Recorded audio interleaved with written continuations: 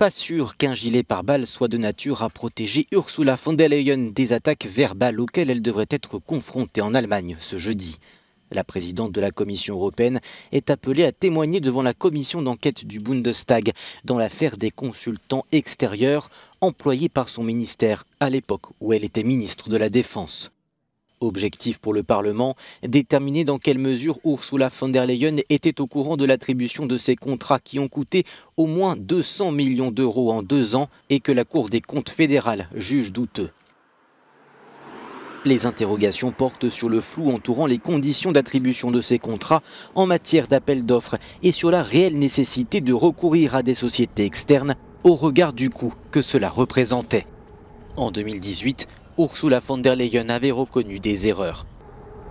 Autre sujet qui suscite des interrogations. Pourquoi tous les messages que contenait son téléphone portable de service ont-ils été supprimés alors que le comité d'enquête avait demandé à y accéder?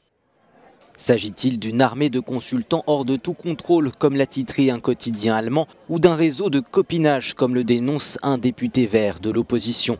La commission d'enquête devrait se prononcer avant l'été, mais l'affaire jette un trouble sur le parcours éclair d'Ursula von der Leyen, devenue l'une des femmes les plus puissantes en Europe.